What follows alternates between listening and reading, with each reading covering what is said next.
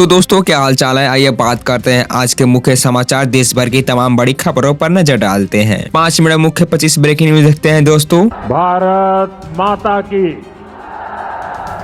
बिहार सरकार में गृह मंत्री बनाए जाने के बाद सम्राट चौधरी पहली बार बुधवार को दिल्ली दौरे पर पहुंचे थे, जहां बीजेपी अध्यक्ष की तरफ से रखी गई डिनर पार्टी में भी शामिल हुए। इसके बाद गुरुवार को सम्राट चौधरी ने गृह मंत्री अमित शाह से मुलाकात की।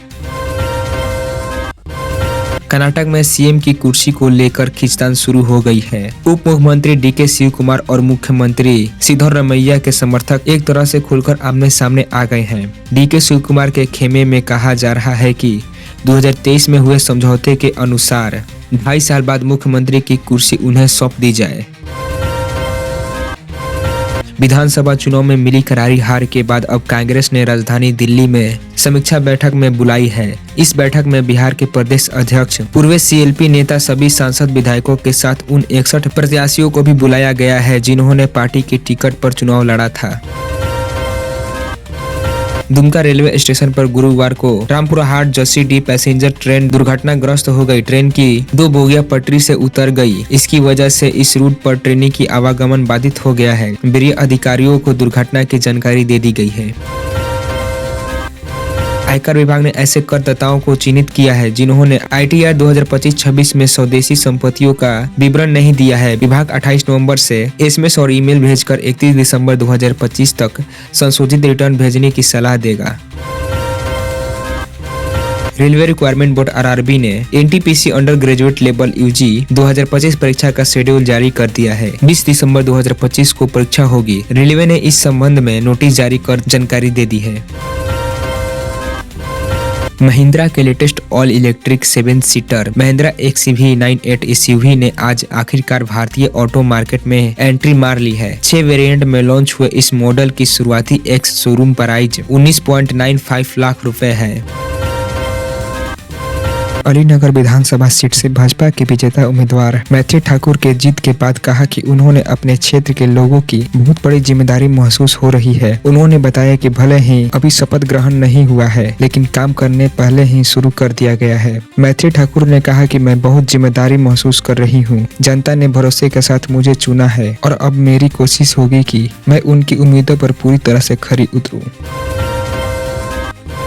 सीएम नीतीश कुमार ने एक्स पर पोस्ट करते हुए कहा कि बिहार के युवाओं को अधिक से अधिक सरकारी नौकरी और रोजगार उपलब्ध कराना हमारी प्राथमिकता रही है। 7 नीचे 2 के तहत 2020 से 2025 के बीच राज्य में 50 लाख युवाओं को सरकारी नौकरी और रोजगार का अवसर दिया है। अगले 5 वर्षों में 2025 से 2030 के लिए सरकार ने 1 करोड़ युवाओं को नौकरी और रोजगार प्रदान करने का बड़ा लक्ष्य तय किया है। झारखंड में पूर्वैया हवा की वजह से कई जिलों में कनकनी बढ़ गई है। पश्चिम और मध्य भागों में शीतलहर की स्थिति बनी रही है। अगले 15 दिनों में मौसम कैसा रहने वाला है, एक स्पेशल बुलेटिन में जारी मौसम केंद्र रांची ने जानकारी दे दी है। बिहार में अगले 2 दिनों तक मौसम शुष्क होने और हल्का ठंडा बना रहेगा। राज्य के कई जिलों में धुंध रहने की संभावना है। उत्तरी हिस्सों में 40 किलोमीटर प्रति घंटा की तेज हवा चल सकती है। दिन का तापमान 26 से 30 डिग्री सेल्सियस और रात का तापमान 10 से 15 डिग्री सेल्सियस के बीच रह सकता है। मुख्यमंत्री रेखा गुप्ता ने कहा कि वर्ष 2014 से वित्तीय समावेश और सेवाओं को डिजिटल डिलीवरी पर सरकार ने विशेष ध्यान दिया है। डिजिटलीकरण ने सिर्फ लोगों के पैसे लेन देन करने का तरीका ही नहीं बदला है, बल्कि अर्थव्यवस्था की मूल्य प्रकृति पूरी तरह से बदल गई है। डिजिटलीकरण के कारण आम लोगों के अधिकार पहले से ही सुरक्षित हुए हैं। राजधानी दिल्ली और राष्ट्रीय राजधानी क्षेत्र NCR में बढ़ते वायु प्रदूषण के मुद्दे पर सुप्रीम कोर्ट ने गुरुवार को सख्त तेवर अपनाया है। खराब वायु गुणवत्ता को लेकर दायर याचिकाओं की अगली सुनवाई 3 दिसंबर को निर्धारित की गई है। कोर्ट ने कहा है कि यह मुद्दा लगातार निगरानी की मांग करता है और तत्काल प्रभावी कदम उठाना जरूरी है। पेटीएम पेमेंट सर्विस लिमिटेड को लंबे इंतजार के बाद RBI से पेमेंट एग्रीगेटर के रूप में काम करने की मंजूरी मिल गई है। RBI ने 26 नवंबर 2025 को कंपनी को प्राधिकरण प्रमाण पत्र जारी किया है और नए व्यापारियों को शामिल करने पर 2 वर्ष के पुराने प्रतिबंध हटाए गए। EYD ने आधार कार्ड बनवाने और अपडेट से जुड़े नियमों में बदलाव किया है। पहचान, पता, जन्म तिथि और संबंध प्रमाण पत्र के लिए नए दस्तावेज तय किए गए हैं। ये नियम बच्चों के, वयस्क और वरिष्ठ नागरिकों सभी पर लागू होंगे।